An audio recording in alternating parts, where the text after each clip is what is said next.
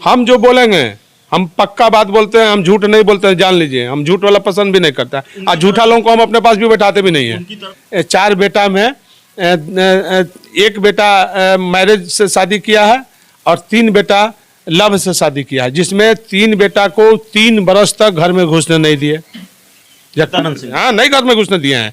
बहन को भी जरूरत पड़ता है तो हमको फोन करती है, फोन आता है आपके पास? फोन करती है। भगनी को जरूरत पड़ता है तो फोन करती है, कोई काम रहता है तो फोन करती है कि मामा ऐसे है, हम कर देते हैं। हमसे बनने वाला रहता है हम बना देते हैं। हम ये लोग अपना नाजायज फायदा उठा रहे हैं और पार्टी को दबोच रहे हैं, सरकार को भसा रहे हैं, सरकार नहीं बनने देना चाहते हैं। यही चमचे कुछ हैं जो लगे हुए हैं इर्द गिर्द में, यहाँ वहाँ चारों ओर घेरे हुए हैं, जिसको मलाई खाने का आदत पड़ गया है। बिहार के सबसे बड़े राजनीतिक घराने में एक शादी हुई है, शादी नेता प्रतिपक्ष तेजस्वी यादव की, और जितने साधारण अंदाज में ये शादी हुई है उतना ही असाधारण बवाल इस शादी को लेकर है। हमारे साथ साधु यादव जी हैं। लालू परिवार से क्या रिश्ता है, क्या कनेक्शन है, बताने की ज़रूरत नहीं है, और बिहार की राजनीति में क्या कद रहा है यह भी बताने की ज़रूरत नहीं है, या फिर क्या कद है वो बताने की ज़रूरत नहीं है। बिना किसी ज़्यादा भूमिका के हम सीधे इनसे बात करेंगे। सर, ये समझने की कोशिश आपसे करेंगे, आपत्ति है आपको इस शादी से, कितना बड़ा राजनीतिक नुकसान आरजेडी को होगा और कैसे होगा? तेजस्वी यादव मुख्यमंत्री पद के चेहरे हैं अपनी पार्टी के, महागठबंधन के।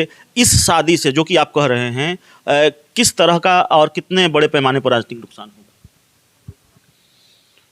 अब क्या नुकसान होगा नहीं होगा वो तो खुद अपने विचार लोग कर रहा होगा, और हमको जो बोलना था हमने बोल दिया, और हमको जहाँ विरोध जताना था हम विरोध जता दिया। समाज के लोगों को दिखाया कि ऐसे ऐसे समाज ही पूछ रहा है तो उसको जवाब हमको देना पड़ता है, हम जवाब दे रहे हैं। सवाल यह भी है सर कि आपने कहा कि लोग हमसे पूछ रहे हैं और बार बार आप इस बात को कह रहे हैं। साधु यादव जी भी एक राजनीतिज्ञ हैं और दिग्गज राजनीतिज्ञ हैं, एक बड़ा कद रहा है बिहार की सियासत में। क्या साधु यादव को भी ये डर है कि कहीं आगे चल के इसका राजनीतिक नुकसान उनको भी न होना पड़े? आप उसी समाज से आते हैं जिस समाज की बात आप कर रहे हैं, या जिस समाज के लिए ये बात आप उठा रहे हैं? यही बात न था कि आप एक तरफ जो है यादव समाज, हिंदू समाज से आप वोट का अपील करते हैं, और शादी आपने कर लिया बिना किसी को राय मशवरा के। आप ना हिंदू से राय लिया, ना अपने जात समाज से राय लिया, ना पार्टी पुआ से राय लिया, ना किसी रिश्तेदार से राय लिया। जब आप ऐसा काम किए थे तो आपको राय लेना चाहिए था और सबको कॉन्फिडेंट में लेना चाहिए था कि हमारे साथ गलती हुआ या सही हुआ है, आपकी क्या राय है, आप लोग क्या कहते हैं, हम करना चाहते हैं। तो इसमें कोई रोकता, कोई टोकता, कोई बात करता, तब फिर उसकी गलती होती, तो उसकी गलती मान ली जाती कि भाई आप क्यों ऐसा किया, हम तो पूछे थे। बात समझ गए ना? तो ये सारा चीज़ गलती लोग किया है। तो इसी को हम कह रहे हैं कि उसका पितर अलग है, हमारा पितर अलग है, मेल नहीं खाएगा। तो आज के नए ज़माना में लव मैरिज शादी लोग कर रहा है, जाति तोड़ के भी कर रहा है। तो आप 2 तरह के बात मत अपनाइए। अगर जाति तोड़ना था तो फिर जनगणना के बात नहीं करना चाहिए था। तो एक तरफ जनगणना की बात किया और फिर एक तरफ जाति तोड़ दिया। तो हमारा कुल खानदान जो कृष्ण का जो वंशज है ये दूसरा टाइप का है।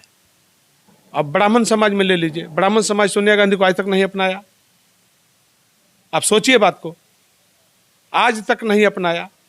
ये बड़ा दिलचस्प मामला है। आप कृष्ण की बात कर रहे हैं। तेज प्रताप यादव कृष्ण के भक्त हैं, बार बार वृंदावन मथुरा जाते हैं, और आप उनको जब आप इस तरह का हवाला देकर ये बात उठा रहे हैं, उनको आपकी बात नागवार गुजर रही है, और वो कहते हैं कि पटना आएंगे तो गर्दा उड़ा देंगे, इस तरह ट्विटर पर इस तरह। ठीक है भाई, हम तो कहिए रहे हैं कि वो आके हमको गर्दा उड़ा देगा, हमको मार दे, हो गया बात खत्म। क्या दिक्कत है इसमें? कोई बुराई नहीं है। वो आए, हम बैठे हैं, मार दे, हमको मार के चला जाए।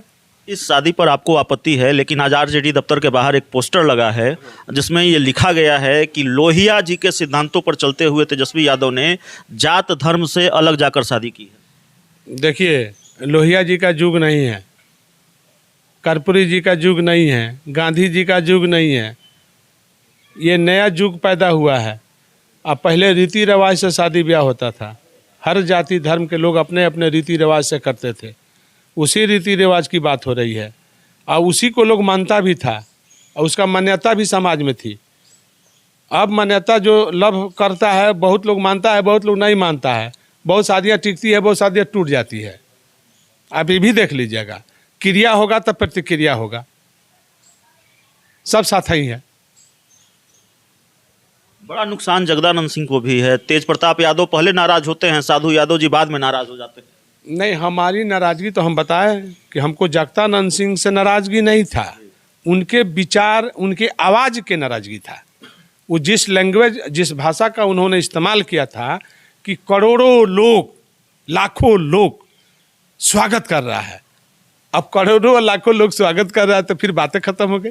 तो हमने उसी पर बोला था कि आप दूसरे के धर्म में आप क्यों हाथ बढ़ा करके उल्टा पुल्टा बोल रहे हैं कि लोग स्वागत कर रहा है? आप पहले क्यों नहीं, आपके आप पार्टी के प्रेसिडेंट थे, वो आपसे मिलता जुलता था, तो आपसे पहले जानकारी आपको नहीं थी कि लगे भाषण देना? तो आप जिम्मेदार आदमी थे, आप पार्टी के प्रदेश का अध्यक्ष भी हैं, आप 15 साल मंत्री रहे हैं, इरिगेशन डिपार्टमेंट का लगातार कोई आपको हटाया नहीं। आपको पार्टी अब चलाने का तो आपको पार्टी तो चलाए नहीं थे, पार्टी तो सिंचे नहीं थे, तो इस तरह का भाषा का आपने इस्तेमाल किया, क्यों किया? इस बात पर आपत्ति था, जिसमें हमने बोला कि आप अपने पहले बाल बच्चों को शादी कर लेते, आप अपने शादी करके तब आप बोलते तो हम आपको मानते।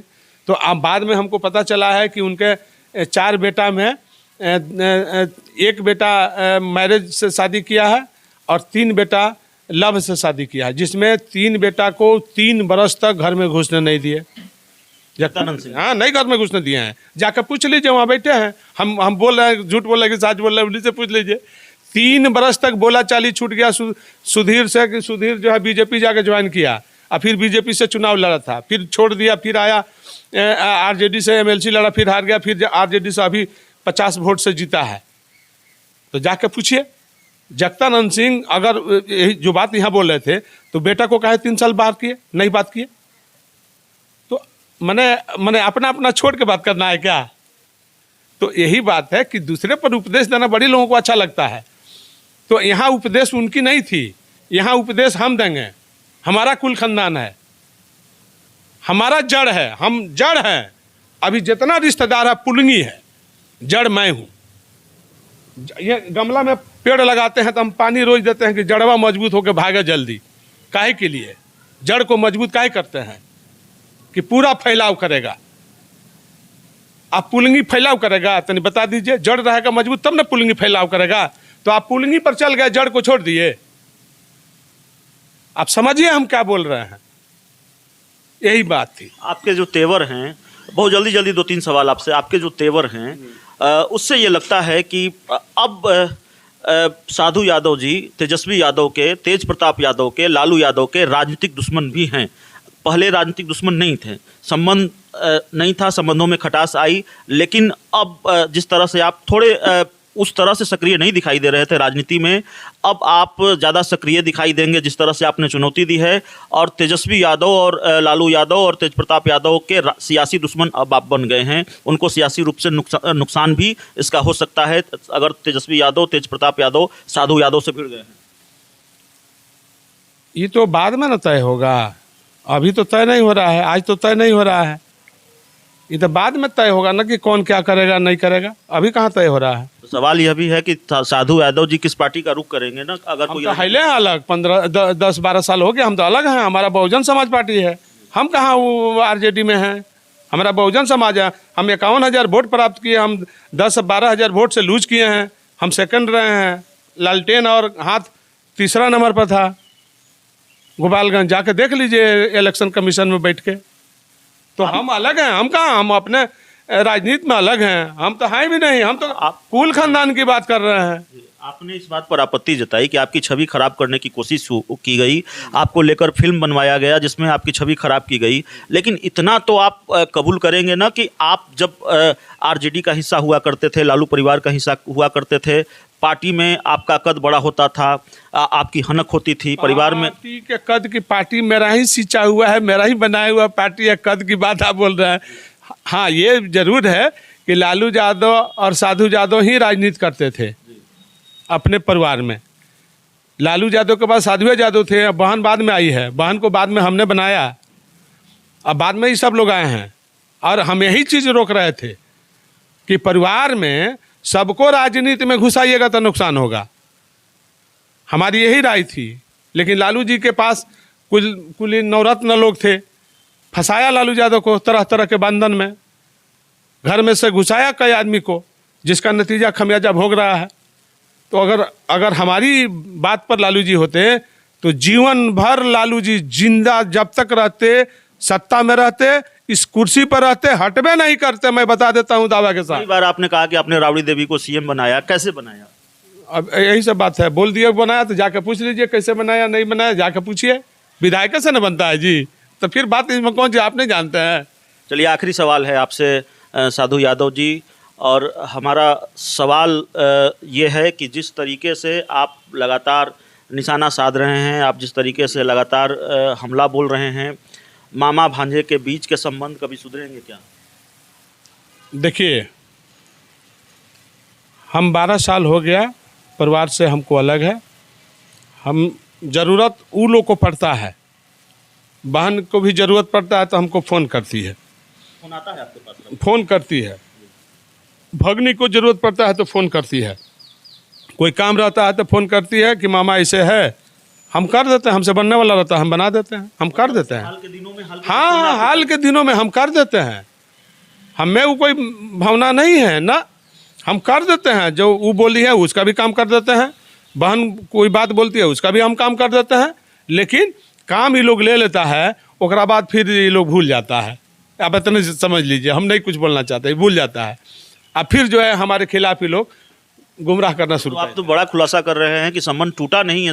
कहाँ टूटा संबंध? आपके पास फोन आता है, आप उनकी मदद कर रहे हैं लगातार।